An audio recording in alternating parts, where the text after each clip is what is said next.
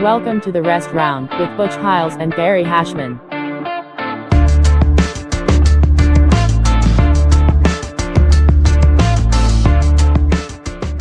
All right, guys, it's another episode of the Rest Round, Butch Hiles, Gary Hashman, and today from Sam's Gym in Glouster, Ohio, we got Sam Jones and Seth Jones with us.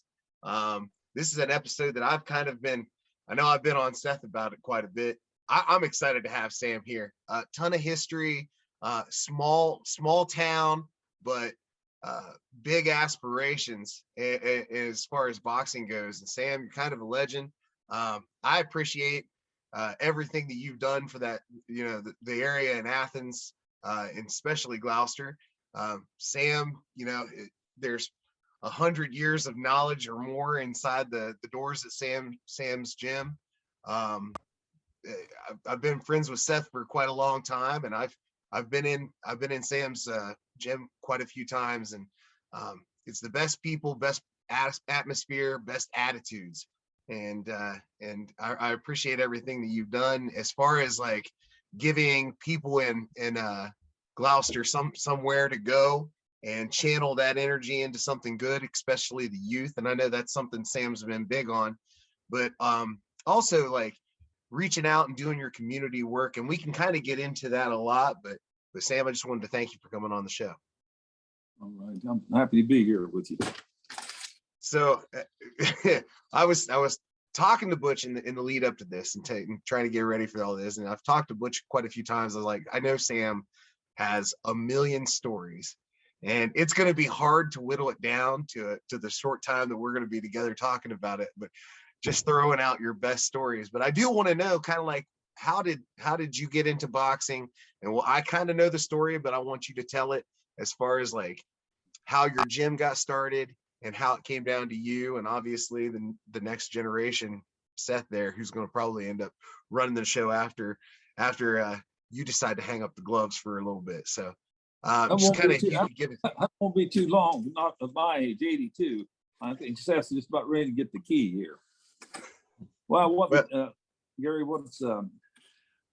we started here. My grandfather played some professional baseball with Cincinnati. So it was all coal mining area in this area here. That's all it was, mines all those years. So my grandfather, he played some professional baseball. So he took care of the grouping them up for miners to play ball every weekend. My dad, he taught wrestling and boxing. So this was 1936, they opened this gym. And so we're in the same building. Right now, this is the building that started in that many years ago. We're the oldest one in the United States. How I found that out was in 1975, I fought in Madison Square Garden.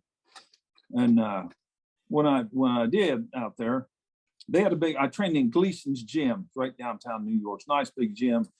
They're old. It was 1937. They had a big sign on the wall that said oldest gym in the United States, 1937. So I said, I get back and get in Dad's archives because it goes farther than that.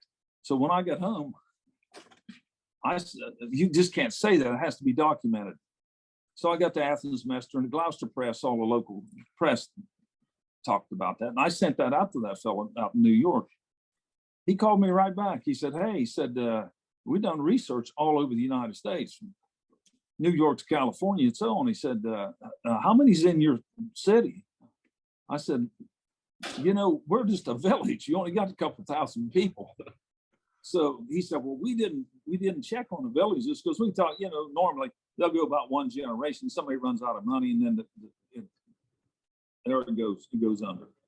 But my grandfather being in the sports, and then my dad going out all these years, he had me in here when I was 8 years old. All the kids in town, everybody boxing. And then 1960, he turned it over to me. So we're still here since 1960. That's how long this place has been here. So I told that gentleman. He said, you're older than we are. He said, because we did research. That's the reason I'm saying to you guys. I'm only saying that because that's what he told me, that he was the oldest. Gleason's gym in New York City. So we're older than they are. So it might be somebody older than us. Long story there. But anyway, we've been in here all those years, like 87 years, same place. So here's what we do. love the kids in town. With the poor coal mines are gone now, so we have the poor school district in the state of Ohio right here, Trimble Local Schools. So we love the kids. We want them to stay in school and get an education. You just can't go to work with your grandfather in a coal mine like you did years ago when you're 14 or 12 years old. So you guys are educated. You know, in today's world, you have to step out there and stay in school. So that's what we try to do now. Try to keep kids off the street here, encourage them to stay in school, but that takes a lot of money. So I put on boxing tournaments, give the money to the school. Well, I kind of wanted to talk about that because, you know, so boxing for books is something that you had going on for Trimble School District, raising money to get books in the schools. And I know it's been going on a long time, and I don't, you know, it's a small area, small community. Like you said, just a couple thousand people in Glouster. In all of Trimble Township, there's probably maybe at best 4,000 people. And I might, that's probably overshooting it maybe a little bit, but it's one school district for that, you know, that all the, you know, that small group of people. And I remember going to school, and my brother, so my parents kind of had two families. I had they had the older kids and then the younger kids. The older kids, my brother and my sister, were 16, 17 years older than me. And I remember in the third grade, I opened up my math book, and in my math book, my brother, who's 16 years older than me, his name was in that math book. So that same math book had been used for 16 years, right? And so that was one of the things that always hit me, is like, the boxing for books was great because materials need to change. They need to be updated. And not only that, like, there is a sense of pride that you want to have, right? And you don't want a ratty old book. Kids are going to learn better from newer equipment, newer things. You don't want old beat up stuff that somebody's wrote in, scribbled in, you know, it's been highlighted in, all that stuff. And so boxing for books was something big for our area because, you know, it was putting the emphasis on education and on discipline, as far as like having extracurriculars like boxing or any other sports. But discipline and education was something I've always seen you kind of advocate for in our community, and I always appreciated that about you. Well, it's been going on all those years, and like I say, we love the kids, and we want them to be able to step out in the world and be able to compete, and go get employed. And you can't do that in today's world if you don't stay in school. We know that. So that's kind of what we do with that. We have every year. This year, I just had it about 3 weeks ago, and that was 47 years when I pulled my ring in there this year. It says 47 years they pulled that in that old school down there. So we had a nice crowd, about 1,000 people in there. So that was a nice turnout for them. It was a big year this year. There was a lot of people there this year. So we try to make. I try to make them around $20,000 a year on that show if I can. So we get sponsors. People's really backed us on that one. And I had fighters come in and guys that used to fight from me years ago. One guy drove in here from Philadelphia and brought 2 fighters with him. And I put him on a card first. And I said to him, I said, well, I'll get you a place to stay here. He said, no, I have to go back. We have to work tomorrow afternoon. He drove all the way 7 hours to get in here on that, Gary. And I put him on the card first. The guys boxed. They jumped back out of there, said, hey, well, coach, we just wanted to help you out with the program, because they'd been in it when they were young. And they got right in that car and drove right straight back to 14 hours, jump out of the car and box for about an hour and get back to the car and take 7 hours each way. So I really appreciated that. We like that. That was good. Do you guys know, by chance, I was thinking this while you guys were talking, is that boxing for books like something you guys came up with, or the people, because we had something similar in Charleston, they were calling it hooks for books, right? But similar. So I'm wondering if it was, you know, like not really an ideal that you stole from you per se, but like if it's something that a lot of people do, or if you guys came up with it and then maybe somebody borrowed your ideal, kind of, do you happen to know? I think maybe they did on that, because we've been doing this one for about 47 years. Yeah, that makes sense, because that person hasn't really borrowed a lot of things. So really, that does make sense. That was just a personal question. So. I know the guy you're talking about, he called it hook for books. Yeah. Yep. Someone did. Yeah. But we've been boxing for books for 47 years. If he's been longer than that, hey, I'll give him a yeah, no. him. That's the other story I was thinking of when you were saying, about being the longest one. This is just to be kind of funny, but you ever watch that movie Elf with Will Ferrell? You know what I'm talking about? I doubt he has, but yes. That's what I was thinking. But then they had world's greatest coffee, and he went in there. He's like, "Oh, you have world's greatest coffee. I'll be damned." Like that's amazing. But that's what I'm like. You can kind of just say whatever you want, and people have to kind of Really. So those people just, as long as you don't get called out on it, you can kind of do whatever you want. But But nonetheless, the thing about Gleason's is famous too. Just like you know what I mean? Like it's world renowned. So did Mike Tyson train there briefly? Obviously he wasn't from there, but I think when he jumped around the camps for a little bit, maybe after the Buster Douglas fight, I think maybe he went there, or maybe for that fight. I'm not sure, but anyway, go ahead, guys. I had two weird things to say. It's funny that you say Buster, because when I turn my face, there's a picture of my grandpa holding Buster's hands on his first ever professional fight, right here on the wall. I used to spar with his dad, Bill Douglas. Bill was a nice fighter. Didn't his son box? Sorry, didn't Buster's son box for a little while too? I feel like I saw him in West Virginia a couple of times. Yeah, I think he did. He had a son that did box some, but he wasn't. Yeah, I don't think he was really real that interested in it. But now Bill, that'd be Buster's father. He was a nice fighter. He's a middleweight. He fought for the title a couple of times. He was rated in the top 10 there many years ago, back in the 60s, 70s, in that era. Which is amazing, right? I'm sure. I didn't know that Buster comes from a good lineage. Then obviously, it wasn't just a random person, which obviously people know, but it is amazing to come from a good pedigree and,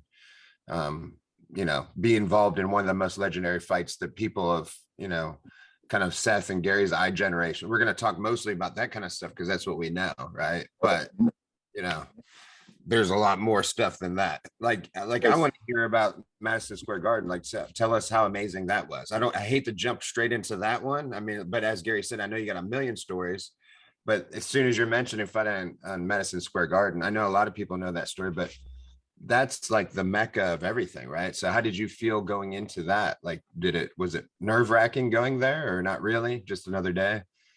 Well, it was because that was 1975. That's been a long time ago.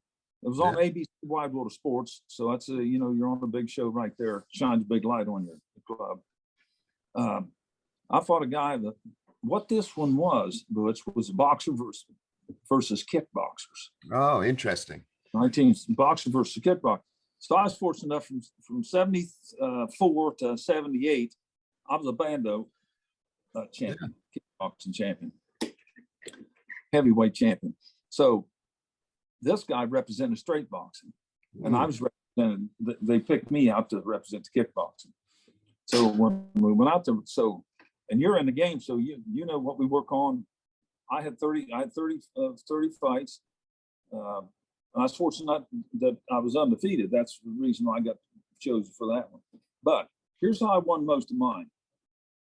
Shin bone kicking into the legs, inside, outside legs, knee strikes on the inside. That's how I was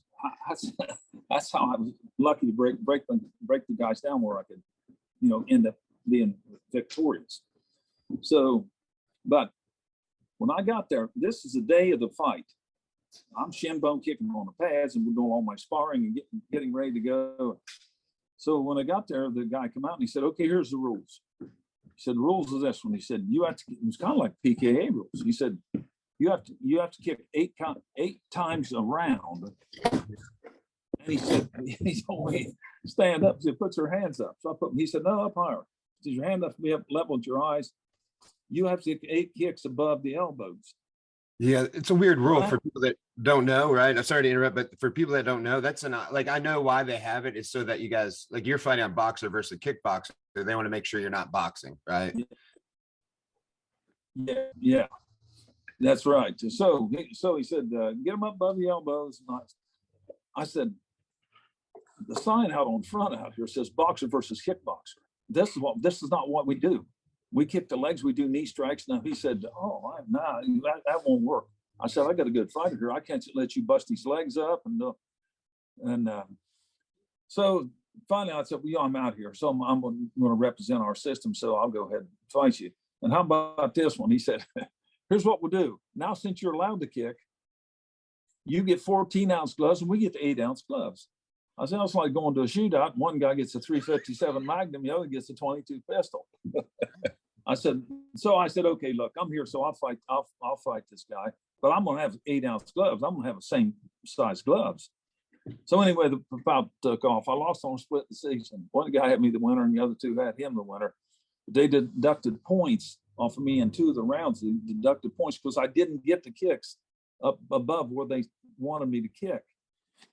Such a terrible. So we're inside head to head in there. We're getting some exchanges back and forth. And my corners, they're saying, hey, fam, we need 4 more kicks. We need 4 more. Well, so I got to skate out there and create some space so I can get that high. When, you're in there, you know all about it. When you're head to head, you can't kick above guys. So anyway, I do a little skate step over and turn the wheel and pivot out to get long. When I would do that, though, as soon as I skate back here, he'd come right with me, which is what he should do. He'd slide right up my chest. Well, so you can't get your kicks in if somebody's right in your chest. Anyway, that's how we lost that fight. I would argue too, though, like you were set up to lose. Like if he's not getting any points deducted for not hitting a punch count, or I mean, it's not fair. Like like I understand the rule, but then typically when they do that, it's for both people, right? To make sure you're not boxing. Like again, he doesn't have anything handicapping him. It's not fair. I understand it's boxing versus kickboxing. Like I'm just saying, I'm on your side. I think you got screwed back. Like you can't have one guy getting deducted points when the guy can just he could clinch you all around and then you can't kick him and then you're going to get deducted points, right? Which is essentially he did a different strategy, but yeah, that's not cool. Like that's not good at all. Actually, Butch, that fight's online. You can actually pull that up. It's on YouTube. Mm-hmm. Yeah, that's very interesting. I'm glad that you brought that up too, because I know for a lot of people that don't, watch it, PKA or even IKF, I think still does that. I know that I was involved with a fight with Mike Shepard, and he fought for one of the IKF titles, and that was a thing that I don't know if it was an 8-kick minimum too, but for both of them, right? And it's hip up. It's hip and up. There's no leg kick or anything like that. I used to train Mike Butch. He'd come in my gym a lot. I'd go with him to fight on a lot of different fights. Mike. He puts on Parkersburg. Yeah, and I think, if I'm not mistaken, and I don't know, and obviously Leon Ramsey is my good friend too, but I think this is just me as an observer. I believe that his inside fighting got a lot better with you, and I'm just guessing, because I just remember like watching his like Philly shell and him roll and do stuff that I hadn't seen him do before. Now that doesn't mean that he wasn't working on it somewhere before, but I just remember when it started doing all that, I was like, whoa, I hadn't seen that stuff before, what I mean? So I'm just guessing maybe that's where he picked it up. I'm not sure. Does that ring a bell that you guys remember working on that stuff? It was a long time ago too, probably 20 years ago, right? Or you're right. Yeah, and you are right on that. So that's what we work, like in our defense, slipping, U-slips, turning the wheel, pivots, skate step off on an angle so you can come back. Yeah. And when I worked with Mike and all the other guys too, but what he would do, and the other guys when they first start, and you've seen it all the time too, Butch, what they'll do, they'll make a little run, like a little 3-piece, jab, right hand, left hook, and then they sit right down the middle and take a picture of you. Yeah. When you play right back on them right there, check, and come right back and run your counter punches right back on the inside of those numbers because they're sitting right there. But if you finish with a hook and do a U-slip off to your left, now my head is over on your right shoulder. I'm off the line. And I can go under and over on that side and then turn the wheel that way. And I'm away from your punches, we'll roll and start over again. So I made a little run, then I'll slip, or I'll check your stuff off and play back on you, and then get off. When you stop punch, you have to get off on angles. Or step right, set your butt down, slide right in, and do a leg trap on a guy. Get your knee right up between his legs. Take your right hand, loop around his arm, put your head down in the pocket over here. Now you got him right there. You can turn him. You can let go and half step back and turn your hands, or you can just referee, if you happen to be in a corner and you're wanting out, you step up and do that. Referee will break you and put you back out in the middle, and you start over again, rather than just sitting back, both legs together, and just leaning back and trying to ride away from all that stuff. You can really get caught when you're on a ropes doing that. About the only one that got by with that really for years would be Sugar Ray Leonard was good, and so was Ali. Of course, they were one of the best going at slipping punches. Mayweather. And But, Mayweather, of course. yeah, I'm gonna hop in here. Just say it's so funny to hear because I've never really. I mean, I've worked around Sam a little bit as far as like getting in the ring and throwing some punches and getting some advice. But it's so funny to hear Sam say everything that I've heard Seth say. So I know that all that information is just funneling into Seth. And I'll be doing something. We've worked, you know, me and Seth was teaching striking at my academy in Athens, and working with Seth, I hear everything that you said. And it just came through the funnel of Seth. Oh, well, you threw that punch. You had a nice, you know, you put a 1-2 on him, and then you stopped and you looked at him. Why'd you look at him? Get off the side, move. Why aren't you working the wheel? And all of that stuff. And that's what's exciting is like all of that information it's not being lost, you know? All of that information is just moving on. And I know a big thing for you. I don't want to put words in your mouth, but I know for me, I'm a jiu-jitsu guy. Fundamentals are overlooked sometimes because people want to be flashy and people want to do the fun things, but really it's like the fundamentals is where everything is won in jiu-jitsu. And I would say the same thing for boxing and just about anything. And how often do you see people come in and they just want to throw hard and heavy, and they don't want to worry about their footwork. They don't want to worry about the steps, working the wheel, and how does that hinder them? Just not paying attention to the fundamentals like that. How do you think that hinders a fighter? well, what a lot of them will do, Gary, is what you really need to do. You learn to need to change your tempo. This is the things when guys first start, you know, they set their butt down like, what we doing the tough man for 360 seconds. Just let her roll. Keep your chin down. Like Dad told me when I was first started as a young boy. I'm a nervous wreck. I'm only about 12, 13 years old, going to Zanesville, Ohio. He says, listen. I said, what do you want me to do? He said, don't stop punching. Well, that's impossible. You have to stop punching once in a while. He said, don't stop punching. Keep your chin down and keep your butt off the canvas any way you can. Okay, get in there. That was it. That was his instructions for me. After I had about 5 or 6 fights, once I got lost, when I got beaten every one of them, he says, okay, look, he just wanted to see whether I wanted to even do this sport or not. That's what he was checking to see if I could going to be able to stand his punishment you're going to take. And then he said, okay, here's what we have to do. Get your chin down, turn your punches in, get your hands back when you stop punching, bob and weave side to side, slip off on the sides. But he didn't tell me that until after I was a kid and I got beat up. He got me beat up several times. But that was just basic instructions back in them days. And that instruction right there is usually what you tell the guys fighting in a tough man right now. That's what I was going to say. Plus, and ironic, I think in the old school way, that's just how they were, right? They also taught you how to swim by just throwing you in the river, right? Absolutely. Hold the line, man. That's a good point, but it's just what Yeah. they do. Yeah, if we threw our kid in the pool now, we'd go to jail. But they're Right? doesn't work that way anymore. Right? Good statement there. You're right. Yeah.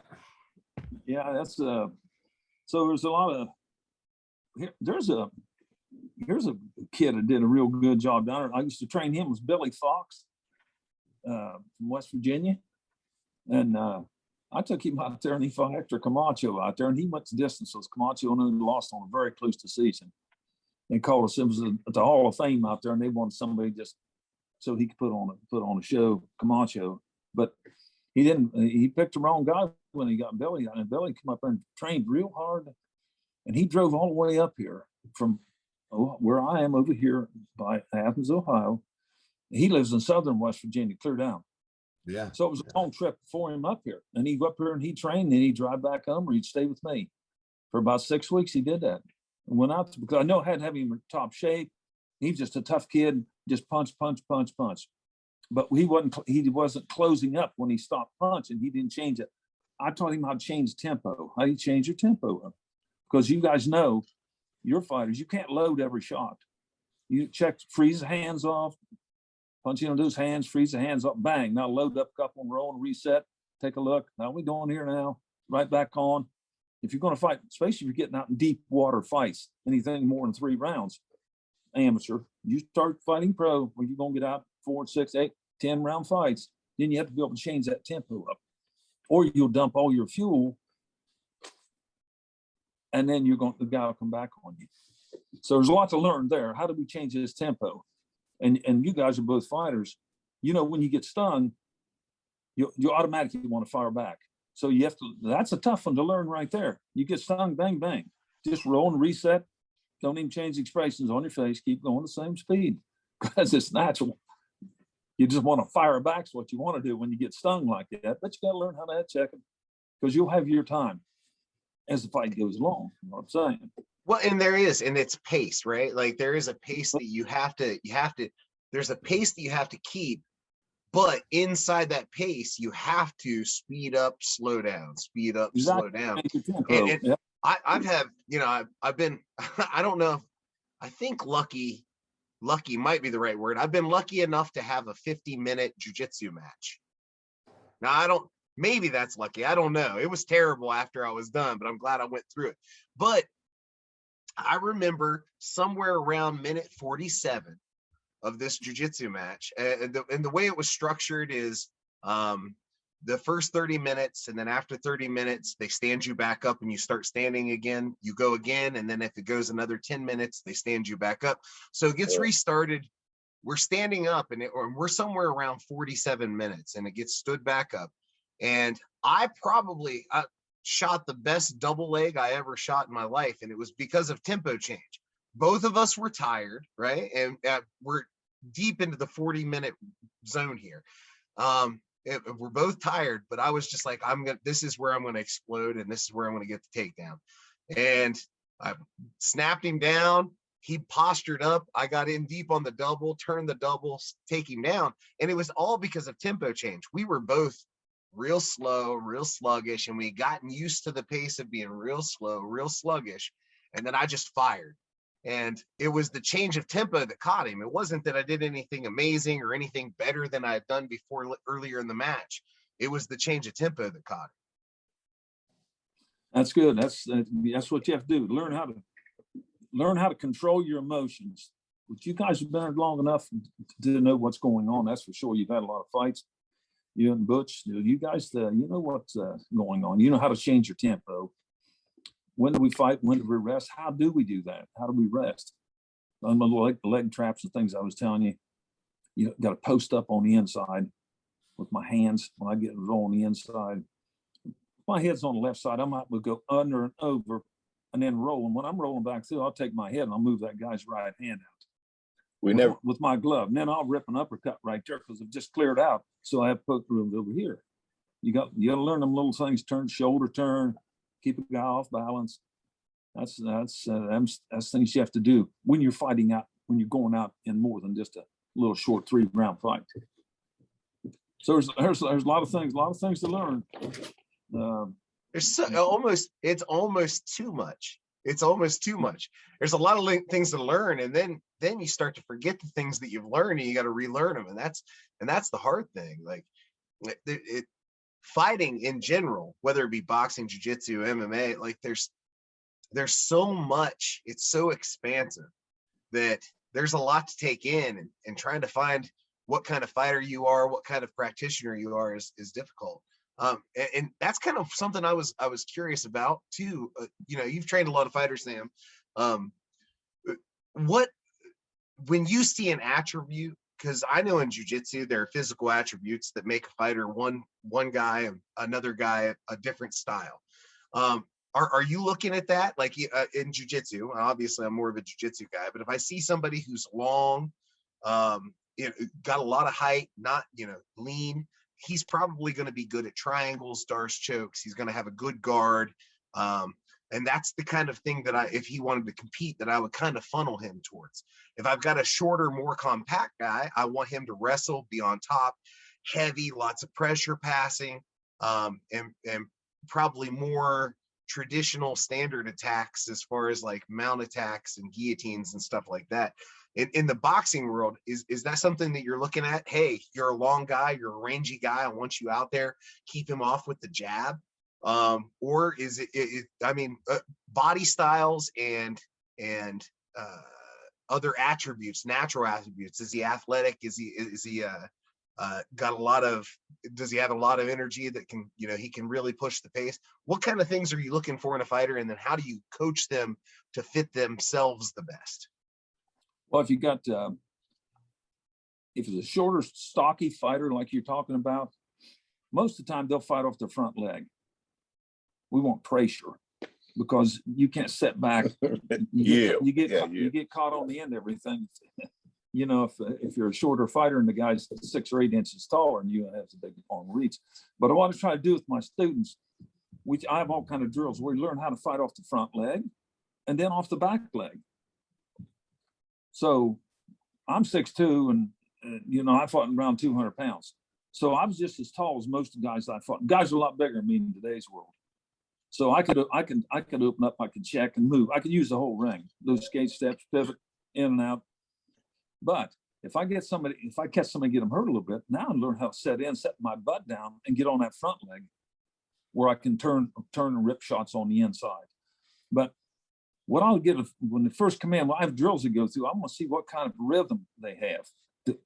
Some guys are strong, but don't have good balance. So those guys, I usually have them fighting off the front leg. They can't get up on the balls of their feet and dance, move, and feint. Don't have a rhythm, like a dancing type rhythm. So that guy, you have to set him down, and he's tough as can be, so that he can walk you down and beat you up. So we have to get him on. I teach him to fight on the inside. It don't take very long for me to, after watching the fighters, to know which one will be. I want to fight long, and the ones that I want to be pressure fighters. Then I have some that can go both ways. They can fight on the inside, or they can shift gears and get back on the outside and start checking and moving, and using the whole ring. So you just have to look your students over to see what category they fit in there. How you going to train them? So basically, that's how we do with our fighters here. Definitely, athletic attributes are a big part of it. If you're slick and you do have, like you're saying, rhythm is a huge thing. You got a natural cadence to you, in and out. You can dance with that person. You can feel them turn. You can do a lot of things with somebody that has that natural ability. And then you have somebody, like you're saying, that doesn't have a lot of that. Well, they can still fight, and a lot of those dudes are real tough nose. So you can get them off their front foot. They might take a couple shots, but they just keep coming. And that's another attribute people don't really understand until you do box, is that you can be natural and athletic and stuff. And then you take 2 shots, you give somebody a couple shots, or you get them like with a real crisp shot. You're like, woo, it felt good. And they just look at you like nothing hit them. And they just keep coming forward like an old coal train. It's mentally devastating when you think that you can get somebody out like that, and then you realize I'm in for the long haul here. You know what I mean? I'm not going to be able to just hit them with a couple shots and get my hand raised and walk out. This is going to test me in every aspect of of my soul tonight, because those guys are, they're tough to deal with. Well, there's something else too. You don't know by looking at a fighter or a person what they're going to do when they get hit. We've talked about this, Hunter. That's the thing there. So I've had guys that come in here. It's you can bench press 500 pound, big, strong, cut guys, good athletes, and they'll get in. Okay, now we're going to get the gloves on today. So we get the gloves on. First thing you know, boom, they get hit on the chin. Oh, now I'm getting them up off the canvas. They thought, well, I slipped and fell down. No, he got caught with a little left hook and didn't. So what I'm saying is the Lord put the chin on you. Yeah. You don't know you do not know until you get hit. Whether you, hey, I asked this guy, I said, can you take some shots? Oh yeah, no problem with me taking a shot. Well, when they get hit, they get dropped. So I told him, the Lord put the chin on you.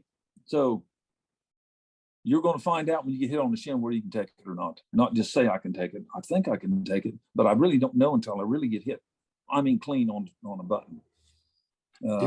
It's funny. That's how that I got into boxing. Really, is one of the things. Like I took a couple knocks on the head and was still standing on different things. Not even boxing. Like the final straw. There was a couple of times I thought I might have a pretty good chin, right? But I was not involved with boxing. It was just random stuff. And then I was working in college at like a Dollar Tree, doing night stock anyway. And I was standing by this shelf. And the shelf had all these, because they sold like marbles. I don't know if people play with marbles or what you want marbles for, but there were some marbles there. So this 80-pound box of marbles fell off a 15 or 16-foot shelf on my head, straight. Like the shelf collapsed and just crushed me. And everybody was like freaking out, like thought I was dying. And I just stood there and I was pissed that everybody was asking me if I was okay. Like I didn't even care that I get hit with the marbles. I was embarrassed that people are asking if I was okay. Like it just like opposite. I was just like angry. And then people were like, holy shit, I cannot believe you just took that. Like, you just stood there. Like, it's not, and I was like, I wasn't even like happy, like, I guess that's kind of cool, maybe. But that night, the whole time I was working that night, I was like, man, like maybe I could be a fighter. Like nothing hurts. I was thinking I'm invincible. I'm like, man, apparently I just go out there and get hit and I'll just do great, and it's not necessarily the case, but it was true because, as you know, Mike Shepard, we sparred hard. So when I learned to box, that meant I showed up and got my ass kicked for how many rounds that I could stay in there. That's how it was back then. Teaching was, can you survive? And you're going to show up the next day. And then you got taught little by little. I was 100% a heavy bag with eyeballs when I was coming. Like I was used because Mike and my friend George were getting ready for fights. I don't think they had any ambitions of training me whatsoever. It was like, hey, we just need sparring partners, show up. And I just kept showing up and getting beat up. And I was like, hey man, you guys, like, can you show me something so I could do something back, and little by little they did, but again, and then, I've also seen, and it's sad. I know guys, and I hate to disparage certain fighters, so I'm not going to use their name because some of them are famous, but we used to joke. Well, I will say one, because it's not like he's going to find me, but like Andrei Arlovsky, there was a time for UFC people that we used to joke. I mean, scary big guy. He was actually UFC heavyweight champion. But I felt like if you just touched his chin, he was going to fall down. And I was like, we used to make a joke and say like, man, it would be awesome if he's at a bar one day and I just walked up and sucker punched him and knocked him out. And like, again, joke, because he can't take a punch, right? And then I'd be like, yeah. He's got a hot, we call it a hot chin. His chin is hot, but he's got a hot chin that can't take it. Exactly. And so if you have because I really want to know, like, if you have a fighter like that, because that is a huge detriment. And there's a lot, I would argue, again, talking because I'm more in the MMA world, but I would argue GSP had a pretty light chin, right? Like, and he had to hide it, and he did a pretty good job of hiding it. But I can name all his fights when he got touched with Carlos Condit, Hendricks, all them that he Matt Serra. He was on skates immediately, but there's only one fight he got knocked out, right? Like he was able to recover. Now that is another thing. That's another attribute when we're talking chin. You can get rocked, but can you recover, right? And some of it is just being smart enough to stall and clinch up. And in the MMA world, you can go to the ground and kind of chill. But how would you train a fighter where you're like, oh God, this guy has no chin? Like, would you tell him just don't box, don't kickbox? Or are you gonna be like, all right, man, we're just going to have our work cut out for us and you can't get hit? Like, Butch is basically asking, if I was a fighter, what would you do? Well, You got a pretty good chin. I've had a couple fighters like that. Take them to shows and they wouldn't work good in the gym, and they'll be out there exchanging. They just get just a little light hook on the chin, but they light up like a Christmas tree. Yeah, and stop around and just fight's over. Or that I've even had them get stung and they just turn around and walk away. it's not good either. So you can't be a prize fighter and do that. We know that. That's a good measuring stick. When you see them, you're going to know whether I say, hey, stay in the gym, work the bags and spar and have a good time, but you can't go out and box anymore because you're not going to be a fighter, because you have to have a stiff chin. You got to be able to take it. You got to be like you did. You got to bite down. Now, that's what I tell my guys. Hey, you get nailed. Just roll and reset. Try to do this if you can. If you get me a good shot, boy, and I roll off. And when I feel myself lighting up, I'll do a U slip. I'll roll right back through with my hands up. I don't want you to look me in the eyes, because what happens when you hit me on the chin here, but it's a nice little crisp shot, my eyes will light up like a tree for about 3 or 4 seconds, looking right in the eye like that. Boom, his eyes will light up.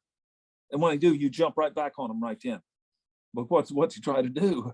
They'll try to roll and get their hands up, and then tie you up, step off on a little angle. They'll do that for, if they can do that for 5 or 10 seconds, they're back. They're back. That clears up.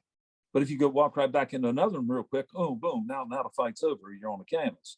So there's little tricks you can do to hide your eyes. That'll help you. Well, and this is, that kind of brings me to this, is like, it's the big difference between jujitsu and MMA and boxing, right? Is that right? We can play jujitsu. You can't play fighting. There's no playing fighting. And it kind of goes back. So if you've got a guy who's got a soft chin, if he gets lit up easy, like you said, he probably shouldn't be. You find a different job, find a different avenue. He won't have a real good career, that's for sure. Because when you step up against real sharp fighters, they're going to find your button, and then you're going to, you got to be able to take it. Then that's. I would be, and I'm kind of. This is a terrible segue, but I'd be amiss. We have Butch from West Virginia, and you guys obviously. Christy Martin is probably one of the most famous boxers from West Virginia. I know that you cornered a girl who fought Christy Martin on a card. I believe it was in Vegas. Yeah, there's some good stuff. Mike Tyson undercard. It was on the undercard of Tyson Holyfield. It's a women's championship, and our girl fought Christy Martin. We beat her before, but that night we lost in the 8th round. She got a bloody nose, and they stopped that fight. But Christy is she's been a pretty good ambassador. I mean, for the ladies down there. I mean, as far as, I don't know outside the ring whether she had or not. She's had a lot of problems there, but I mean, in the ring, she's a nice little fighter. Got, puts her punches together good, and tough nose, and got a stiff chin. She can take it.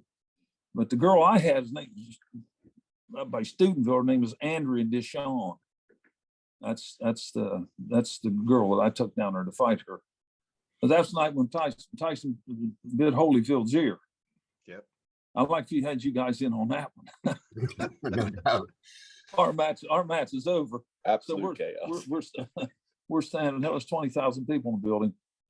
MGM Graham, we're standing back there in the tunnel, and when that happened, when he bit him, when that happened,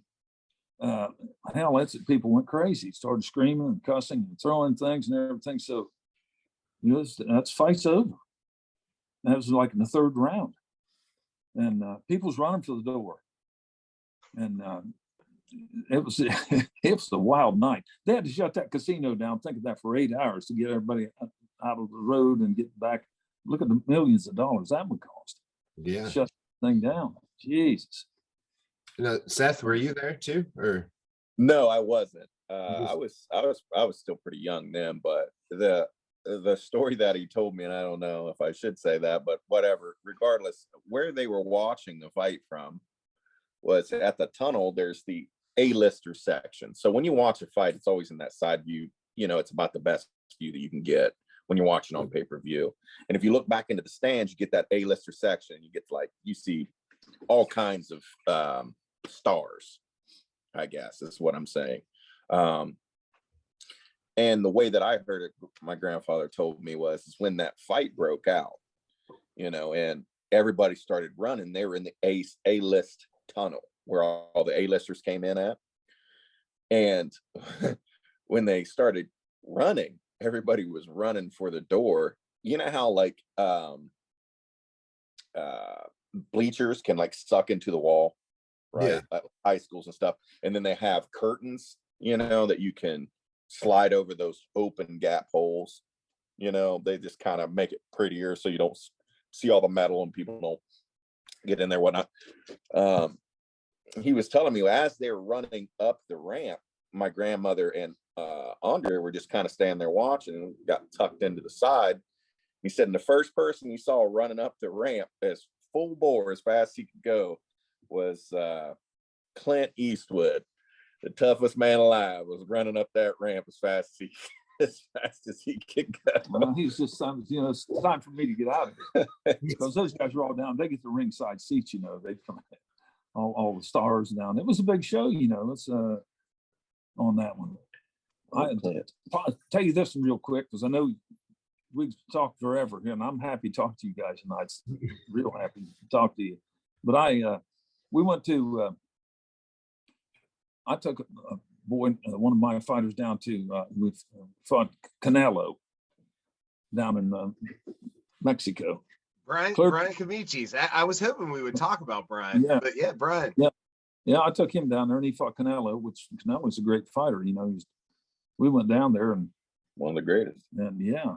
So, anyways, when we got down there, we got in this town, and the first day, I knew things wasn't going to be good when we got in there. Just went in this little city, and they had like a little four-wheel drive Jeep driving like up and down the alleys, and they had 4 guys in them, and they had weapons. I said, well, I don't like the looks of this. Anyways, we get the time to get ready to go out the next day to the fight. So we get out to the fight, and it was at the fairgrounds, and they had the ring down at the fairgrounds. So we had to shake out and greased up and went over ring strategy, and I couldn't speak a language. So they had a guy with me. He came in and we got ready. He said, you guys ready to go? I said, yeah, we're ready to go. So anyway, as soon as we stepped out of the tent like this, we stepped out, and down here's the ring down here, about 75 yards down through there. There's 3 guys here and 3 over here facing the ring. 3 like military guys, police officers. And I said, what do you want me to do? He said, get in the middle. So I got in the middle, my fighter got behind me. So we started walking towards that ring. Now the red flag's going up on me now because I'm looking down around that jungle, and about every 50 yards apart was a horse with another guy on it with a gun. So I stopped. I said, hey, what's the problem here? He said, well, here's the problem right here. He said, you see out in the jungle right there, right down deep in the jungle. He said, that's where all these outlaws live out of here. He said, what they'll do, he said, they'll come in, if we don't have this kind of security, they'll come in here and they'll bust in here with pickup trucks and start shooting up there. They'll rob everybody in here and be back in the jungle in about half an hour. They got it down pat. Jesus. Yeah. I said, what the hell did I take his fight for? You know, I'm thinking, Jesus. And then my fighter says to me, he says, hey, coach, if I happen to catch this guy and stop him, how are we going to get out of this country? That was a good question. I didn't have an answer for him either. Yeah. Anyway, they're saying they'll take all your money. We got stopped in the 3rd round, and I was tickled to death to get out of there. The oldest I am, and I've traveled all around the world fighting. We've been about everywhere, but that's the only time it's ever led down the ring with a gun going into the ring. He said, well, you know, we just take this we keep an eye on drug cartels. He said, out in there. Wow, so, that's a high pressure situation to fight too. Like, oh yeah, absolutely. Yeah, that's like my boxer. He said, "Wasn't going damn coach, but if I would happen to catch him and stop him, how are we going to get out of here? When we got people standing here with guns on us." So you run on some situations when you're in the boxing world. You guys know that. Which actually brings you back to the time that he fought in Madison Square Gardens. What he didn't say was, of course, Glouster being small town, Pop went up there with 20 people in a spit bucket, you know, and he's fighting a Puerto Rican on Puerto Rican Day in Madison Square Gardens. He's like, I roll up, and here's 20,000 Puerto Ricans. And here's me, white guy from Southeast Ohio with 20 hillbillies in a spit bucket. He said, if I'd have won, they might have killed me in that. They probably would have killed me. Don King told me, he said, hey, Sammy, you was on the B side up there that evening. You wasn't on the A side of the card. You was on the B side, which that's, you know, it was Puerto Rican Day, and there had big thousands of people going up and down the street. And those guys were partying. They were in there drinking, having a great time. And so when the match was over, it was a split decision. Like I said, it was a good fight. We had some exchanges back and forth. When we got ready to, I got down out of the ring, got ready to go. They had little small flags. My people got around me, get me back through that crowd to get in the locker room because I was out of gas anyway. Anyway, they had the little flag trying to hit me on, get back to Ohio. They chased me clear out of New York City. I told him I don't know if I'd have been born if we won that fight. I might not be here. Well, you see some things around the ring. You've seen a bunch of it too, Butch. Yeah. Well, that's what now this is what I want to ask before Gary, sorry to interrupt, but here's what happens in small towns, and correct me if I'm wrong, right? And I think most of the time that we're brought, or you're bringing your fighter, whether it's you or your fighter, let's face it, I think we're being brought to lose, right? That's not your thought, right? Or your fighter's thought, but just saying, like, if you go to Mexico to fight Canelo, they're not bringing you there to win, right? No. Like, you go to Puerto Rican Day, they're not bringing you to win. If you're, right. I mean, anytime you're on the, plus, let's be honest, like, it's not that you have to sell a bunch of tickets at Madison Square Garden or anywhere else. It's a little different than that.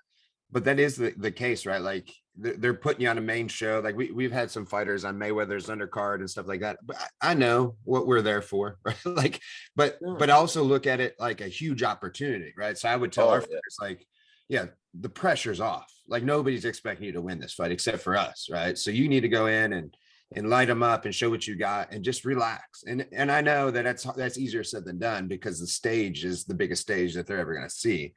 But what I want to ask you is what that's like, because I don't think people know, like, as if you're not in this world, I don't think people know that, like, we're not stupid, right? Like, I know when I get that phone call, like, because I've actually had promoters say dumb things to me, right? Like I knew, like, one of our guys was fighting a former UFC guy, but they act like I didn't know who the guy was. And they're like, oh, he's average, he's not that good on the ground and blah, blah, blah. And the guy, like, you guys might not know him, is like Joe Dirksen, or fought in the UFC a bunch of times. And I was like, I didn't even say nothing. I just was like, well, this guy's an asshole and he's a liar. So, like, we already knew what I was going in for. I was like, these people clearly think we're stupid. And I think I already know they were setting us up anyway, but now they're treating us like we're just imbeciles, like, but anyway, so what's that like? Like, I mean, like, that's some crazy stuff, right? It is crazy. You're absolutely right. And you're correct when you say they're bringing you in there not they don't bring you in there to win. They bring you in there to lose. We need some, but they want somebody to fight. They just won't roll over in a round or two. Somebody's game will get to fight. Mm-hmm. But on the when I fought out there that day, I'm straight box too. And I said to that guy, I said, look, when he took all the weapons away, I'm really not representing the Bandu Association. Exactly. And the Bandu Association, the Burmese, that's the one I trained in, which is next door neighbor to Thailand. Those guys are, so it's almost the same, shin kicks and so on. But when they took that away, they didn't tell me that till that day, like I was telling you. And the reason they didn't, I think, is because I wouldn't have maybe took the fight. You're there. They got you here, and the fight's coming up, and you're getting your pay. Well, since we're here, we might as well fight. But he stopped the guy that was the karate, representing the karate association about 3 months before that, and they said we can beat anybody in the martial arts, is what we can do. Well, you can't. They can if you're setting these kind of rules up. It really, Plus, here's something else it's hard to beat, which that many times, as long as you've been in the game. It's hard to beat the pencil. Mm-hmm. And people said, well, the pencil over, you got the hometown guy. He's the one's putting them in the seats. He's the one's they're coming to see him. And so that, the judges know that if it's really close, better lean over this way here. Sam, I don't think there's ever been a bad judge's decision ever in boxing. I can't believe that you would say such a thing. Who controls the pencil? Yeah, it's well, and you're talking about, and it really is like they set the rules up, and even in boxing, trying to negotiate when you look at these higher fights. Trying to negotiate weights. What size gloves are we using? Everybody's looking for that small advantage. So it's going on and all to the brand, even down to the brand of the glove. Yeah. Mayweather wouldn't fight it for that. He would never want you to fight with a puncher's glove. Yeah. Like Mayweather, you never saw Mayweather with like or his guys with like he would never let you fight with like a Pro Max or a Reyes, because those are considered, like, those Mexican style gloves are considered puncher's gloves. Like, that's why you always see them with like Grants, you know, because they're a little bit more, I wouldn't say fluffy, but they're a little bit wider, so you can kind of catch punches, you know, a little bit better. Style, right? It fits his style. Yeah, and he doesn't want to give somebody the opportunity to put something on there that might give him, you know, a disadvantage in his world. So yeah, you're correct. Everything is negotiated down to, it's wild. It's Ring size, right? Like, people, I don't think the average person knows that the boxing ring can be different, right? They know a little bit, but I mean, they can really make that a small ring if they want to, right? Like, that thing go from 16 to well, now it's 18. Used to be, when I was fighting years ago, it went from 16 to 24. Yeah, Big difference, 16-foot ring versus 24. You know, if I'm a face fighter and I'm fighting off front leg, I want a 16-foot ring. yeah. Joe Frazier, when he'd fight, he'd always, they get those negotiations, and Marciano's the same way. They want to walk you down and get you, cut you off and stay there with you. They don't want you to be able to run. Ali always wanted that 24-foot ring, so which you can't blame him. I mean, that's the game. That's the game, like you say, it makes a big difference in the game right there, whether you can win or whether you can lose. Just things like that. Like the Foreman fight, when Ali fought Foreman in Africa, that was actually in a 24-foot ring. What? You know, that was one of the big negotiation points, was because Foreman, being the hammer that he is, wanted a smaller ring. Because why wouldn't you? Why would I want to have to chase this little guy all around the place? I want you staying right there so I can just hit you like a heavy bag. And of course it went to Ali, because, you know, how would it not? You know, well, so many things happen. Like when we fought Canelo down in Mexico, I was telling you, that was a 47. So we made it 47. He come in, he was a little bit, I say, why don't you drop another pound there, because you're a little bit up here. Well, he did. He went back and lost that. So it was 147 pounds. The next day, we weighed 152 pounds, had Pedialyte and juiced up whatever we could get to get our weight up to there. You know what he weighed the next day? How about 170? Jeez, that's great. Yeah, so I wonder what he was doing. I mean, well, Canelo's fought at light heavyweight, right? Am I wrong? Yeah. So he was cutting. He didn't look like the same guy the next day. I mean, he was hollow and he's cut down the next day. But really, we didn't fight that next day. We fought the following day. So he had almost 2 days, or about a day and a half, to get that weight back up. But there's all, you know, they start juicing up and taking that and get it right back up there. I didn't look like the same guy. He was all filled out, big, chest up. He was really hollow to get that 47. But look at that. We're talking about 20 pounds of difference. Yeah. It's insane, right? It's insane. Yeah, my guy looked like a little kid in there with him for the size of him. Yeah, but and that's the thing, like 36 hours. You had 35, 36 hours to fill back out. So yeah, but that's a good advantage right there. You know, if you can go back into that much stronger and bigger than your opponent. But these things all, you know, this all, you add all this in that's all what happens when we're in the game we're in. We love the game, but we got to know how it works too. That's some of the things that happens. Part of being like a great trainer like yourself, right? I mean, there's so much stuff. Like, as a fighter, they just need to go and fight, right? And of course, there's more involved, but you're a fighter. That's why you have to have a good trainer. You know, I mean, you really do. Like, those guys have to know the ins and outs. They have to negotiate all the things that we just talked about. They got to work your corner and give you solid advice, not just go out there, kick his ass. Like, how many times have I heard that on TV? And I'm like, where's the actual advice? Like, that's one job. They're just cheerleading when they do that. But it's like you say, come on, you have to do something. Get out there and kick his ass, like you said. Yeah. I'm just being a cheerleader. I'm not saying, hey, you're getting hit with such a punch. You got to do skate, step over and check that, and counter punch, move to your right, or something he can use to keep him from getting defeated. Yeah, there's more to the game. Well, you know, you guys have been in the game a long time, so you know how it works. But we've been there a long time here. This is a long time in this building, that's for sure. Won't be too long. I'll be stepping over to see my ancestors because I'll be 83 years old. So old Seth here, he'll take over. You guys will be dealing with him next few years down the road. Well, I've taken my licks over there.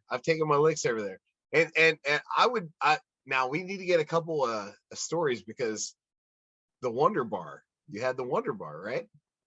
Well, I did, and that's one reason why I stayed here all these years, because our family was in this business, but there's also in the bar and restaurant and tavern business. So they had a bar here after Prohibition. It was in 1933. They opened this bar called the Wonder Bar. We'd open 6 in the morning and close at 2:30, 7 days a week.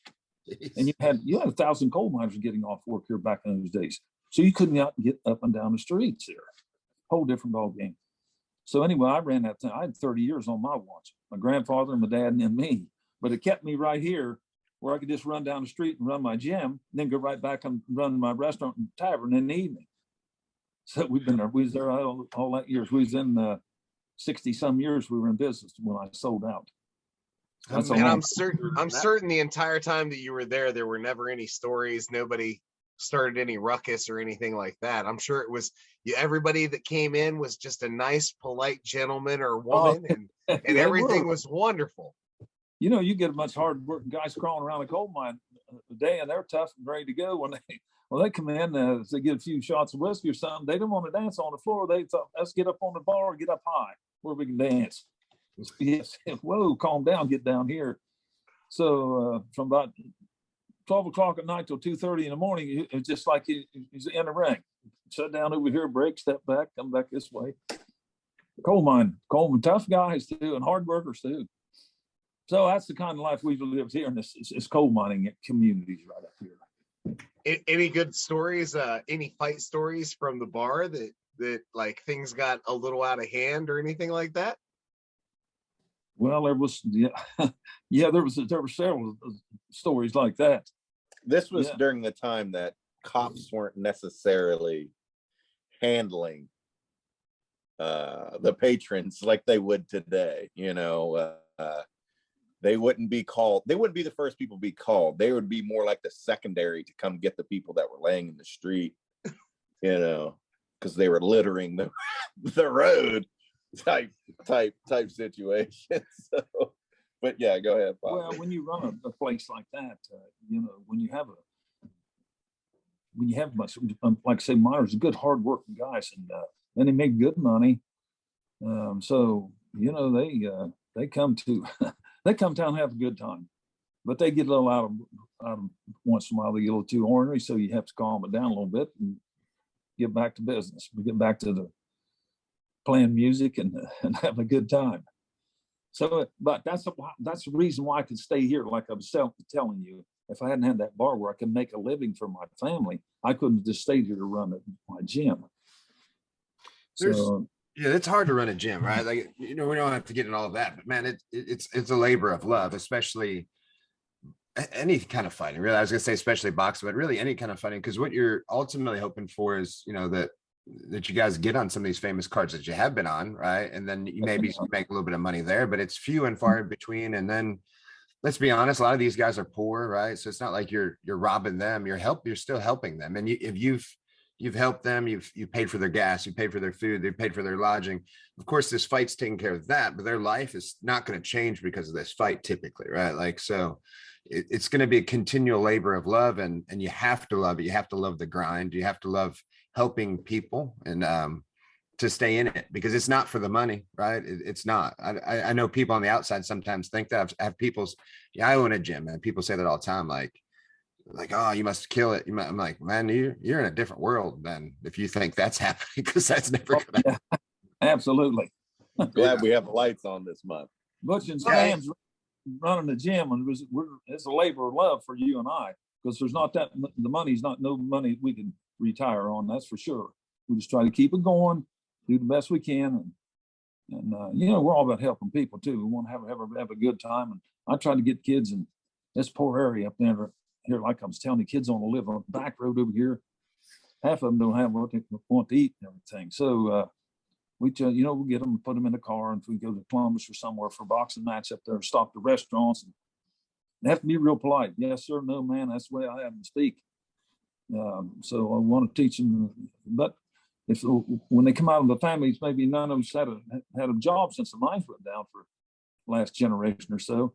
I like to get those kids and get them out there. And then when they call me back, when they're about 25 years, hey, coach, I haven't seen you for 5 or 6 years. I'm living in Columbus now and have a nice wife and have a good job up here. Well, now that's, I tell them, look, they say, I want you to be a champion.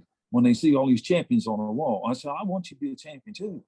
First thing we're going to do, I want you to be a champion in life. Respect mom and dad, stay in school, be a productive citizen. Then we'd be a champion in the ring too. That's great.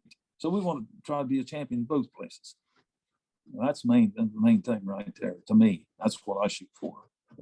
And it really is, it's more important to be a champion in life. But long before Joe Burrow, and listen, I love Joe, and I'm glad he's doing what he did as far as what he did at LSU, winning a national championship, what he's doing as a Cincinnati Bengal and getting them into the playoffs, hopefully, hey, maybe another Super Bowl run, but let's see it. But long before that, you were there championing, hey, Southeast Ohio we're a poor community, right? We don't have a lot. And what we need for these kids is a little bit of motivation, a little bit of discipline, a little bit of go get it. And I think, long before Joe mentioned any of that, you were already talking about this. And that was something that I always appreciated. I loved about you, is that you were saying, hey, we got to do what you can do now, right? All of the other stuff, but you got to put in the effort now to make yourself a better life. And a lot of those kids that were living on those dirt roads, and a lot of those kids that were, maybe they didn't think it. I was one of those kids that I didn't think I would ever, man, I'm not going to live in a nice house. I'm going to do nice things. I'll never get to go to Disney World. I'll never vacation, somewhere on the beach. That's not going to happen for me. My life was Glouster. I was one of those kids that got out of that. And you've always be a champion in life. Always. Right. And I appreciate that about you. I appreciate that about you.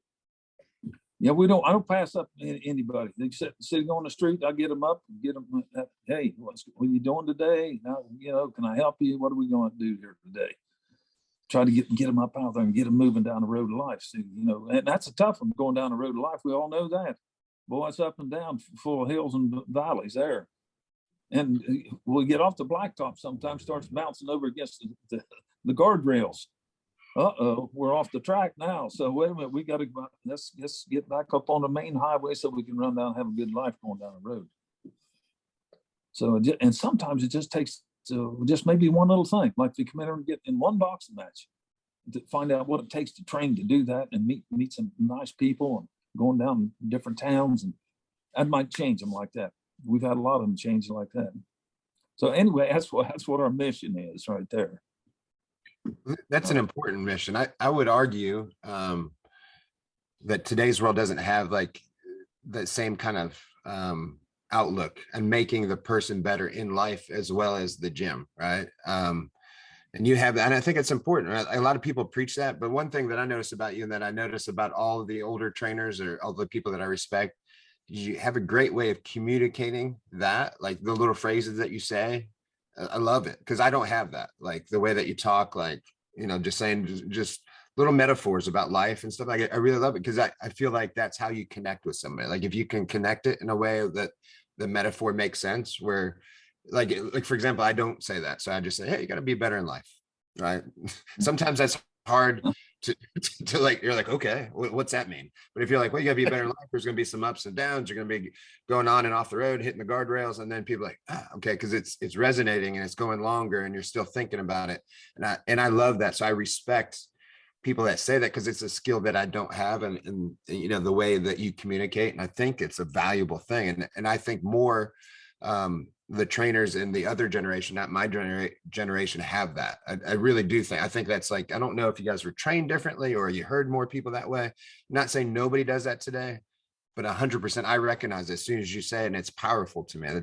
It sits well with me. Hopefully it resonates with other people. And so anyway, I'm just saying I appreciate that. That's huge, man. That's because a lot of people say they want people to be better, but what are you actually doing, for that? And then when you can communicate, just like you just said, you go into the city and doing this and you're seeing these things and telling somebody, say yes sir, no sir, those are the things, those little tiny things are what changes somebody's life, right? It's not, because I think that's the question as an outsider. Like somebody might say, well, how does boxing or fighting make this poor kid a better person? That doesn't make sense, right?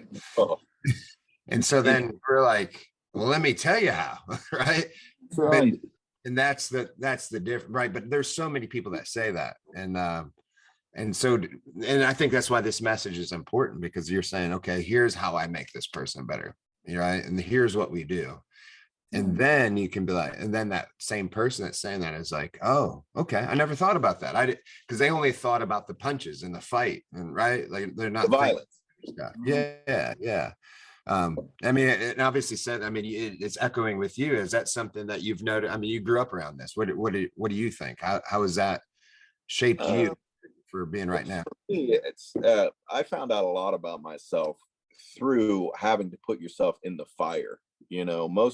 Most of the kids that I see nowadays, like, wow, I could use my son for an example. They don't really understand what it's like to have to truly earn it. There's no like buying your way through something like that. Just like jujitsu, you can't really buy your black belt. You can't. You can buy one, but anybody that rolls with you is going to know really quickly, where you're at. And it's the same thing with boxing. You can't buy anything. Everything's earned to the fullest extent. And you gain such a respect for anyone that's willing to climb in the ring, good, bad, or indifferent. It doesn't matter their skill level, just to be able to get in there and willing to take that type of punishment in itself is monumental in my mind. Is what I always tell people. Like, people that do things of this nature are men amongst men. Like you're part of the small percentage of actually really hard men, I guess would be the term. And that can be rich to poor, it doesn't really matter where your status is. But what it does is it allows poor people or people that are not, from a, what's the best? Affluent. Yes, very, very much of that. Yes, correct. It allows you to be able to feel like that you can have something to give, I guess, in a sense, that it doesn't really matter that I didn't have a whole lot to eat as a child, but I can show you something, and I did earn something somewhere. And yes, ma'am, and no, sir, really does matter. It does go a long way, and I don't know. For me, it's helped me a lot in my life, I guess, in a sense. Well, I don't know. I've been getting beat up since I was little, so it's a very interesting thing. Well, and I think a big part of it is finding out who you are under pressure, right? And that's martial arts in general, whether it be boxing, wrestling, jiu-jitsu, karate. And even the martial arts that maybe I don't practice and that sometimes I go, Yeah. But it's the fact that you put in the time, the effort, the thing that's. I was wondering. I actually was thinking about this earlier today, and I've got a question for everybody here, but also Sam. It's like we live in a time where everything's so readily available, not just food, right? Because even as a kid, like there's grocery stores, food's available, but like everything is readily available. Entertainment, movies. Whether it be YouTube, TikTok, in a world where everything is kind of in front of you and handed to you, how like it's hard to earn things because it's all available. There's not a lot to earn anymore. And that's the thing that I appreciate the most about martial arts and sports is that nothing's gifted to you.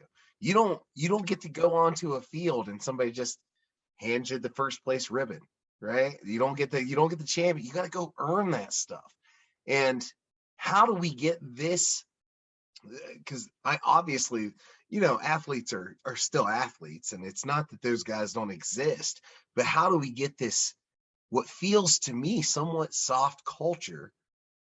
Like, how do we get them into earning stuff? Because I think that's why we have, so much turmoil in the idea of like, I got to go work for this. And a lot of people, it feels like today, like we have a lot of, I just want it given to me, and not a, I want to work for it. How is that earned? How do we change that? I don't think you can. Yeah. Me personally, I think that will, sorry, that really comes from, I think, the parent, because nowadays it's easier, with, I'm suspect to it, instead of having, well, I got 4 children now, but, to have to deal with everything that's happening, it's easier to try to get quick entertainment to make that happen, it would be harder for me just to pack my whole family up and bring Reese to the gym to calm him down, to get him running mitts and doing stuff like that. It's not definitely something that I need to work on myself. And I feel like a lot of people in my generation definitely need to do as well. But regardless, I mean, that segues into your child, everything is, so, like you said, is so readily available. There's no patience for anything either. They want it now. And why is Wi-Fi not working? But there again, but that's right. But that's the thing, is like it and it's one of those first world problems, right? But like, I was doing it earlier. Me and my wife were sitting on the couch, and you had messaged me, "Hey, how's this going?" And just before you'd messaged me, that, like, I was like, "Man, is our internet starting to cut out? What's going on with the internet?" Because the circle's spinning on the TV, and it's not. Why isn't it instant, right? So even me, like, I'm still feeling the anxiety about it's not here and now. Mm-hmm. Yeah. And through boxing and through martial arts, as you're saying, not given, I think the physical turmoil that you get versus the emotional stress, like when a kid they can't beat their video game, they just, whatever, they're upset. But for me to go out and have to win in a match, the amount of stress that I have to put on my body, it becomes mental at that point. You know what I mean? And I feel like a lot of kids don't have the mental capacity to be able to push past those physical boundaries because of how easy everything is now. Like when I was a kid, I mean, I was the last generation right before phones.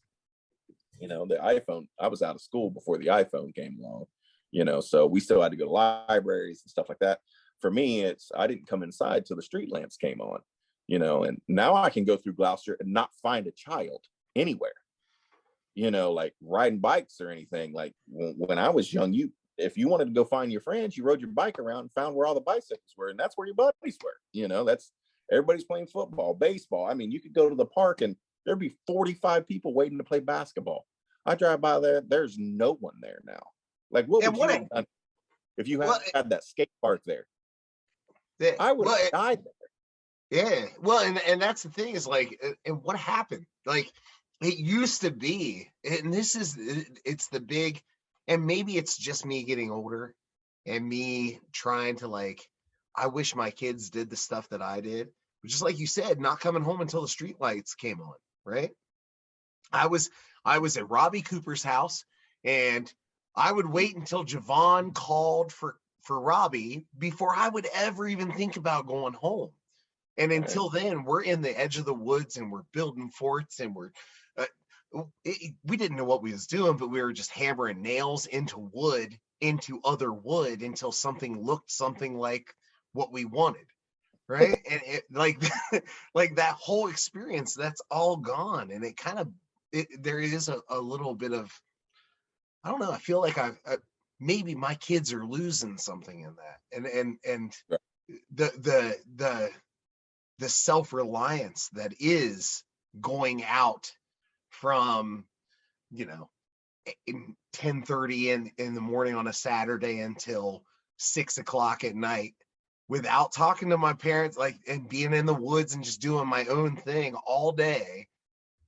I think there's something lost in that. And it kind of worries me about this next generation that's coming up, kind of worries me about my kids, as far as like them going off. I've got a daughter that's getting ready to go to college, and I'm dealing with all the emotional struggle with that, which sucks, you know, because she's going to be a few hours away. I can't immediately help. Have I prepared her for everything that she For needs the to world. do? Yeah. And so, and kind of, Sam, I'm kind of interested in what you have to think about that. Is like, you know, with the world changing and trying to keep up with the world as it is now, what do you think maybe we're missing? What do we need to do to keep them somewhat grounded, keep them in the present rather than on whatever social media it is, or however they're being pulled into a bigger world that isn't really personal? What do you think about that? Well, to me, let me tell you this for a second. When we was talking about get back to the boxing, I played all sports, and they're great. Football, basketball. I mean, those are great sports. Then I boxed. Boxing taught me more about life than any sport. When you get the 3 steps to get up in that ring, I tell all my fighters, you're a champion. When you just take the 3 steps to get up in there. Because when that bell rings, you're out there all by yourself. And when I played football and I played basketball and the other sports, if you're guarding me too close, I'll pass the ball over here and the heat goes over this way.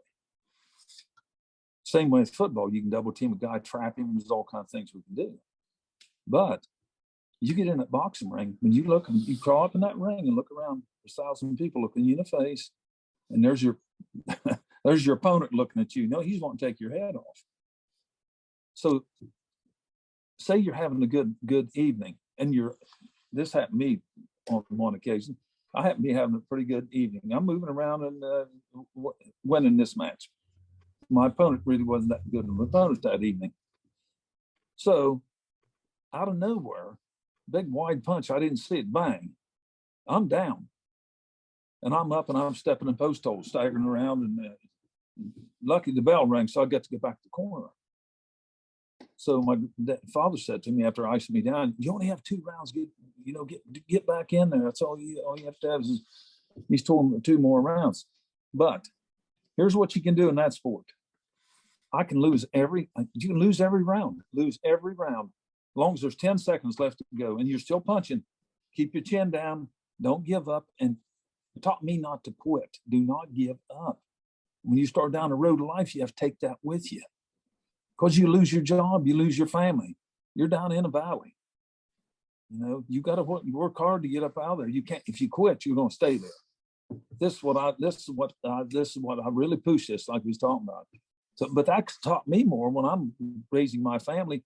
Some days I lost some of my family members. I lost my job. Or what? Wow, it's easy to give up right there. But that boxing taught me keep punching. Do not give up. Keep throwing, moving your hands. You have a chance to win. Or the other sports I played, great sport. When I get too far behind, I could not win. Don't make a difference how hard I tried. I'm too far behind. But that's a one-on-one. You got the ball right here in your hand yourself. So the reason I like that one is because it teaches, even though it's a tough, hard sport, you take a lot of punishment. It teaches you, how to, when things is tough, you got to bite down and stay right in there and don't give up. And at least you have a chance of winning and moving up. And we talked about total road of life going up and down. There's a lot of tough valleys down there. You were talking about with the changes in the world. To me, I'm thinking that, and I'm 82 years old. I was graduated in 1959. Wow, that's been back in the day there. Look how things have changed.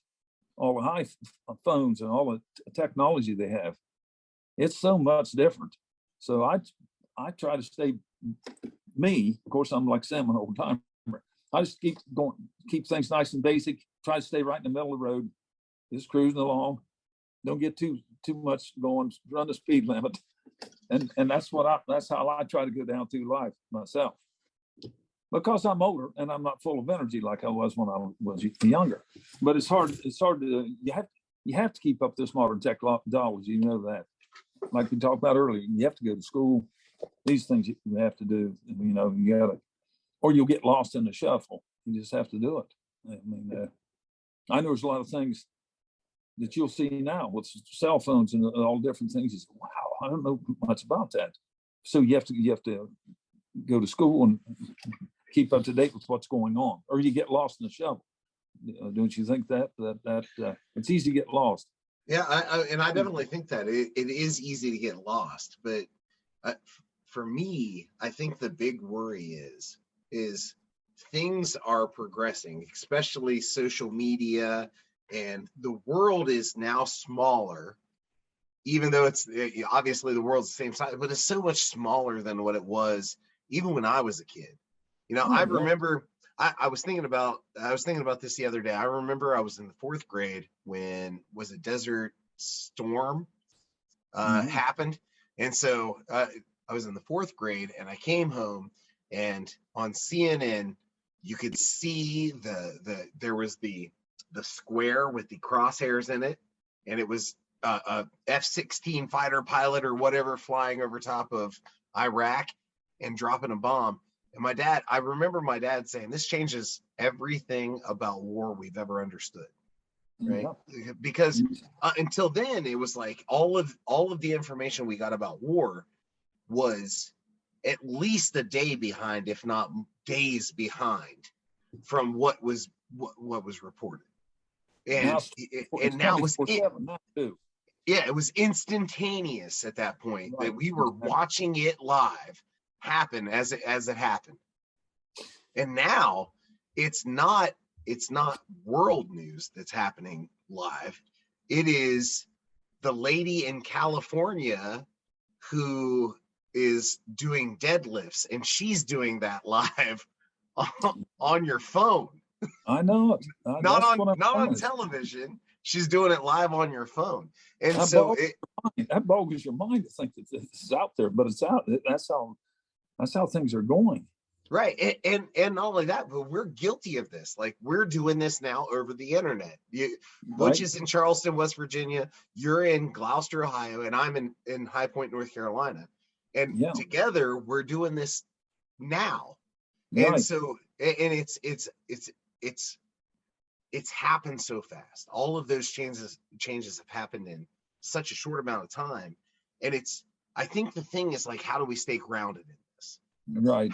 How do we stay centered and try and lead a good life and not get wrapped up in all the stuff that is social media, and not get wrapped up in how do I stay on the right path? Right. I think everybody needs to get in the martial arts class. Learn how to defend yourself a little bit. I was going to have you tell them one story, Pop, about the bar, if you wouldn't mind. The Hells Angels story was always pretty good. It's not too crazy, but it's definitely funny. Yeah, go ahead, tell them that story. Well, it wasn't the Hells Angels. It was just I'm sorry. Go ahead. Just some guys on a motorcycle came in there one night, and they've just rough and tumble guys. They've been down to High University, and there was a group of them going up towards Columbus. Well, they came in, 3 guys just drifted away from the rest of the group, and they came in our tavern up there. And, they were just wild. And so I said to them, how about calming down? Well, they wouldn't calm down at all. I knew right then something had to happen here, because they were going to tear my place up. Things like that happens all the time. And the guy said, I'm going to arm wrestle somebody. I'm going to break everybody's arm. And I said, well, I have to do something here now. I said, okay, I'll arm wrestle with you. And his buddy said, I put my arm up here. He puts up on the bar. His buddy come up right over here, over his right shoulder. Said, you want to count? He said, yeah, I'll count. When he said 1, 2, 3, boom, I just let him slam. He slammed my arm down. And when he did, I turned a left hook right behind his ear, because he was down here. That wasn't the thing I should have done. Anyway, I clipped him with a left hook and let go there, and I talked his buddy into coming over here. So boom, I hit him with the right hand, and down he went. I had to set that one up, because I don't know what they got. I don't know what they got coming in there. I don't know what they got on them. Well, they have weapons, because we've had some weapons go off in there, a few gunshots too. But anyways, I got into something there later. They come back later on, and I was lived up over top of the bar my family up there, and they came back, and I heard motorcycles revving up after I'd closed the bar. And then when I went out there, they were out there, and they said, "There he is up looking." I looked on the porch, and they said, "There he is right up there." So they started to come up to my house, run up the steps. Well, I just shift gears then. So I just grabbed my 16 gauge and on the porch, and I wasn't shooting at them. I shot over their head a couple times. Boom, boom, boom. And when that went off, everybody got back in the cars and took off. And they went on down the highway. But what I did was, next day, I went in the gym when it started raining. What I did, I'm nervous and trying to protect my family up here. I didn't know what they got planned. When I shot over their head, I shot a hole in my own roof right down the street, my gymnasium. Shot a hole in the gymnasium roof. I said, well, that's okay. We'll patch that up. Just as long as they stay out of town, don't come back. So that's the kind of stuff you get into when you're having alcohol or anything like that. You're getting in that kind of business. That's the kind of things you have to put up with. A friend that owned a bar, and he had a bunch of stories too. But one of the stories that I thought was the best, it's not really a story, but what he did to calm down the fighting was he kind of made like a pit, and it was like / a dance floor, but it was also like a pit that people fought in. And he said, I guess there was fights everywhere because it was down like a hollow, and it was just country people, and then they got a reputation, so the people come there fight all the time. Well, he started making them finish the fight, and they weren't ready for that, because I think there's a thing, and people know that fights are going to get broke up, so they're more apt to start a fight in a bar because they'll throw 1 or 2 punches and then things get broken up, and it's not like a real fight, right? Right. Yeah, and he would take these guys and say, "Oh, no, you got to finish up," and he put them in the pit. And at first, like people like, "Wow, it's crazy," and they're watching it. And so I think he said like the first couple of fights, they're good, but then all of a sudden the word started getting out, like, "Hey, if you go down there, you're gonna have to," like, they're calling it fight to the death. Like people got scared, and they're like, "I ain't fighting down there." Like, and it's the opposite of what you would think, right? You would think like that encouraged fighting, but he's like, "It shut the stuff down."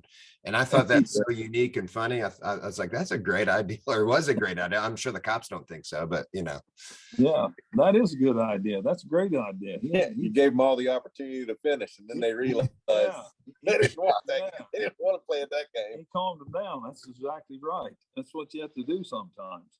Well, and it kind of goes to that mutual combat thing that goes on in some states. Like some states have a mutual combat law, and that if you call Texas is one, I think Oregon is one as well.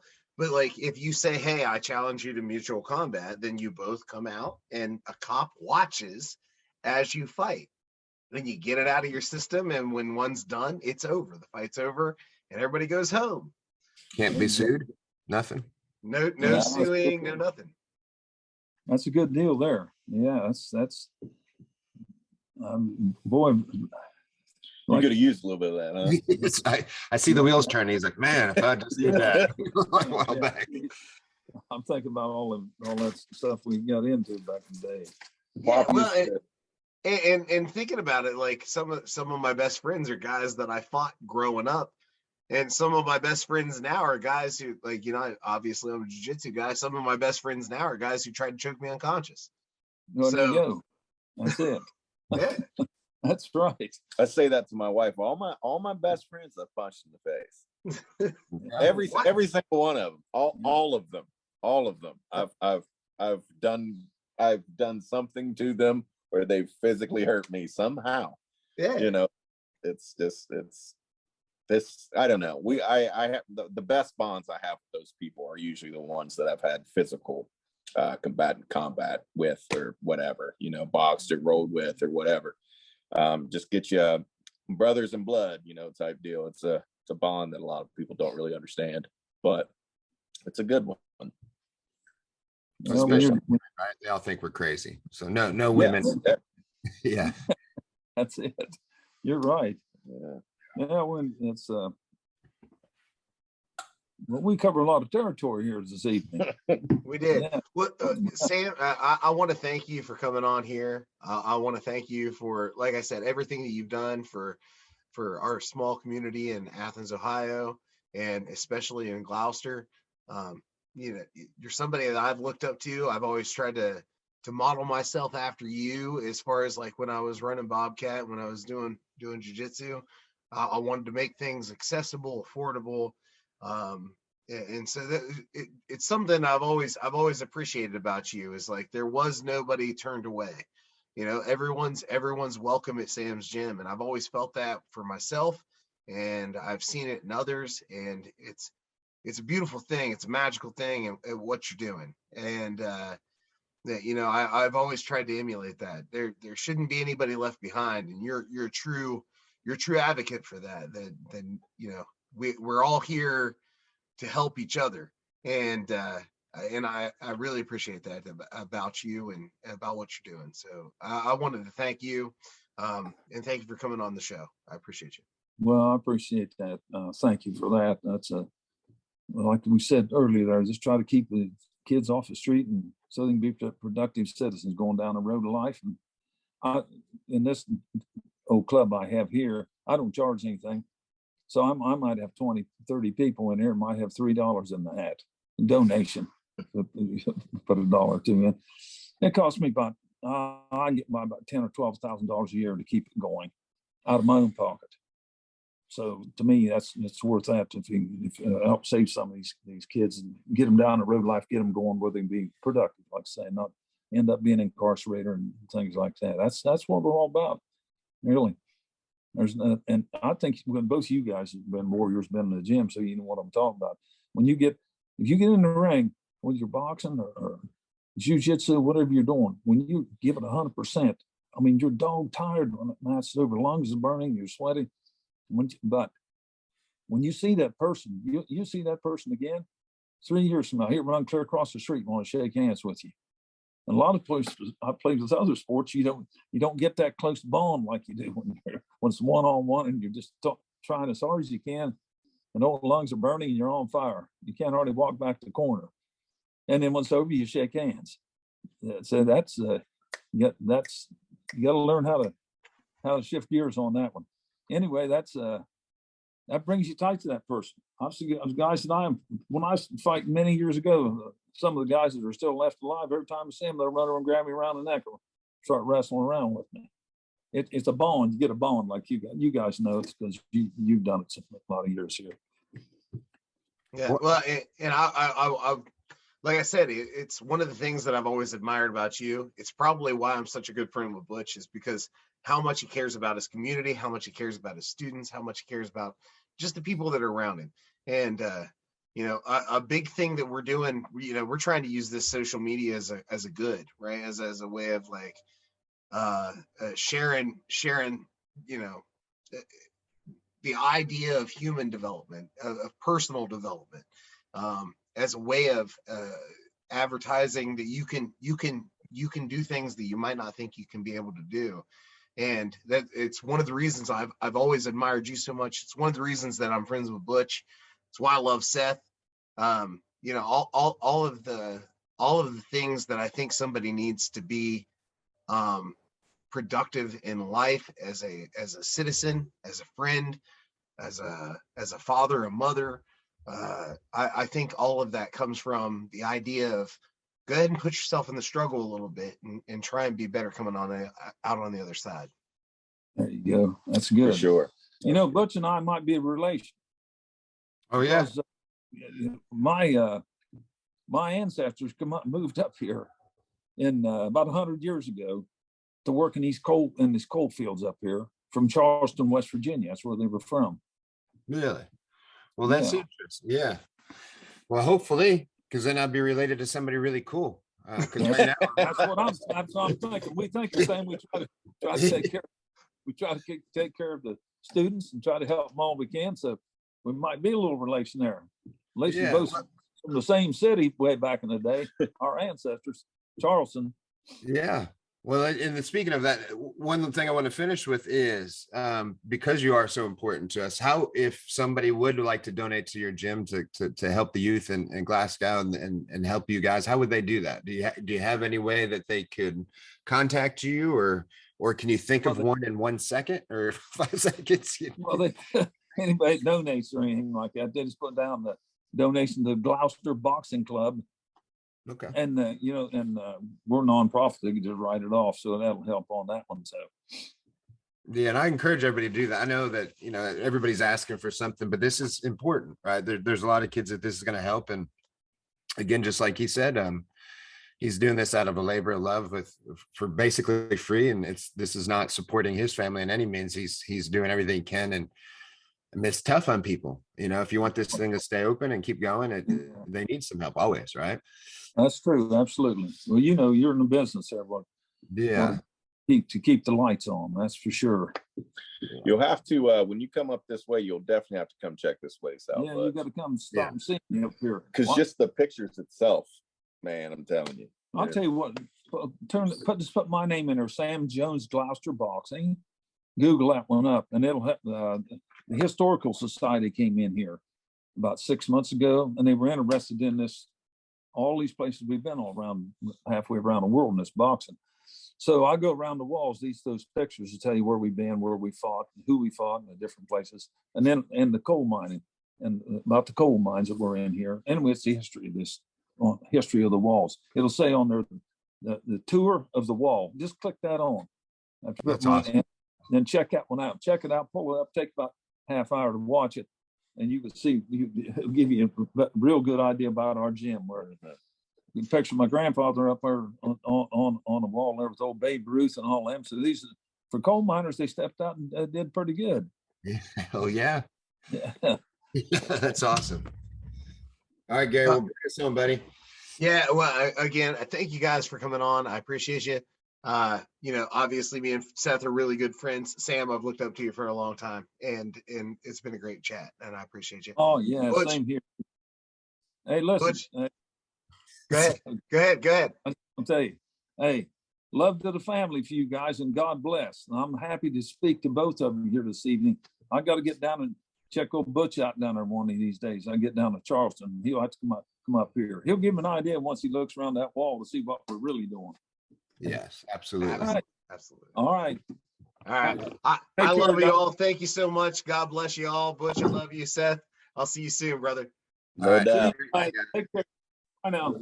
Thanks, Sam and Seth. Love you. Bye. Thank you. Thanks, sir.